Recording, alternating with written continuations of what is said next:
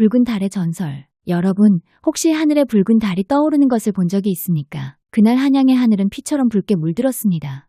평소라면 저작거리는 밤늦게까지 북적였을 터인데 그날만은 모든 소리가 꺼지고 사람들의 숨결조차 얼어붙었습니다. 장터의 상인들은 저마다 문을 닫고 행인들은 발걸음을 재촉했습니다. 집집마다 등불은 꺼지고 아이들은 울음을 삼켰습니다. 사람들은 알 수 없는 두려움에 휩싸였지요. 붉은 달은 단순히 하늘의 변덕이 아니었습니다. 그것은 오래전부터 전해 내려온 불길한 징조, 운명이 바뀌고 혼령이 불려나오는 신호였습니다. 그리고 바로 그날 밤, 한 여인의 삶이 송두리째 흔들렸습니다. 그 여인의 이름은 시운, 남편을 잃고 홀로 남은 젊은 교수였습니다. 그녀의 품에는 남편이 마지막으로 남긴 붓이 있었습니다. 그저 학문을 기록하던 필구라 생각했지만 곧 그녀는 알게 될 것입니다. 그 붓은 단순한 글을 쓰는 도구가 아니라 혼을 봉인하고 진실을 기록하는 힘을 지닌 영혼의 인이라는 사실을. 운명의 단서. 남편의 장례가 끝난 뒤 시우는 매일같이 제단 앞에 앉았습니다. 향냄새와 찬 공기만이 그녀를 감싸고 있었습니다. 얼굴은 평온해 보였지만 눈동자에는 아직도 지워지지 않는 슬픔이 맴돌고 있었지요.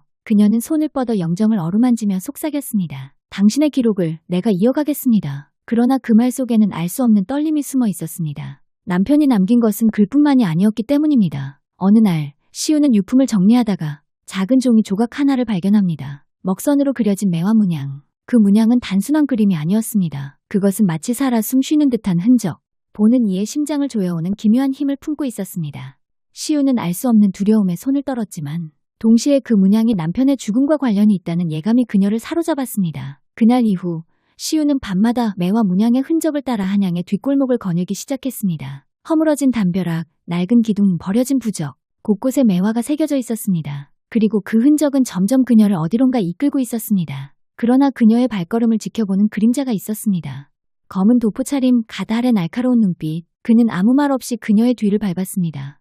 마치 사냥감이 어디로 향하는지 지켜보는 맹수처럼 말입니다. 그의 이름은 주원. 그 역시 매화 문양을 추적하고 있었습니다. 하지만 시운에게 그는 아직 정체 모를 존재, 적일지 벗일지 알 수 없는 그림자였습니다. 권력과 혼의 충돌, 윤태호가 벼랑에서 쓰러진 뒤에도 음모는 사라지지 않았습니다. 그의 잔당들은 여전히 살아남아 있었습니다. 그들은 권세가와 손을 잡고 포도청과 궁궐 깊은 밀실 속으로 숨어들었습니다. 낡은 주막의 뒷방, 궁궐의 어두운 회랑 속, 그들은 곳곳에 숨어 증거를 불태우고 억울한 혼을 가두며 다시 권력을 움켜쥐려 했습니다. 시우는 그들의 음모를 막기 위해 붓을 들었습니다.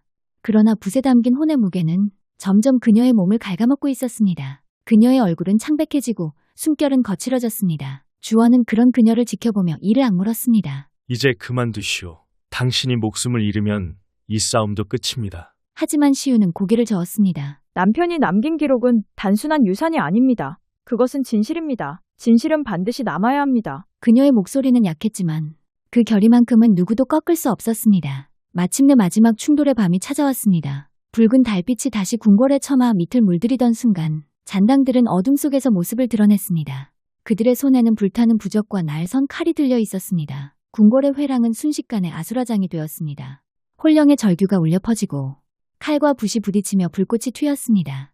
시우는 떨리는 손으로 붓을 휘둘렀습니다. 붓 끝에서 흘러나온 빛은 혼령을 해방시키고 진실의 문장을 공중에 새겼습니다. 그대들의 죄가 이곳에 기록되리라. 그러자 잔당들은 두려움에 휩싸였습니다. 그들의 악행이 역사에 새겨지고 있음을 깨달았기 때문입니다. 주원은 마지막까지 그녀를 지켰습니다. 칼날이 어깨를 스쳤으나 그는 물러서지 않았습니다. 붉은 달빛 아래 두 사람은 혼과 권력의 마지막 싸움을 치르고 있었습니다. 붉은 달의 퇴장. 오랜 전투 끝에 마침내 붉은 달이 천천히 사라지기 시작했습니다. 궁궐 위에 드리웠던 핏빛은 옅어지고 대신 은빛 달이 하늘에 떠올랐습니다. 잔당들은 쓰러졌고 혼령들은 해방되었습니다. 그들의 울음은 점차 고요로 바뀌고 밤 공기에는 한숨 같은 바람만 남았습니다. 시우는 붓을 내려놓았습니다.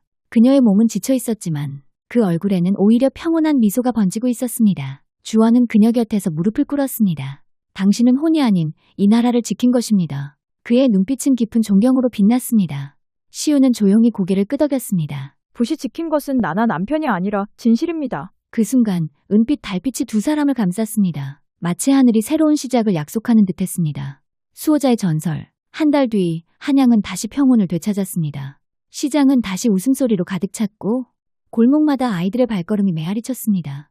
붉은 달은 더 이상 떠오르지 않았습니다. 대신 은빛 달이 궁궐 위를 지키며 새로운 시대를 밝혔습니다. 사람들은 술자리에 모이면 이렇게 말했습니다. 그날 밤 붉은 달 아래 한 여인이 운명을 바꾸었다. 그리고 남편의 붓에 남겨진 기록은 혼과 권력의 싸움, 그리고 진실을 지킨 수호자의 전설로 남았습니다. 오늘날까지도 사람들은 전합니다. 붉은 달의 전설은 단순한 옛 이야기가 아니다. 진실을 지키려는 모든 이들의 마음속에 살아있는 기록이다.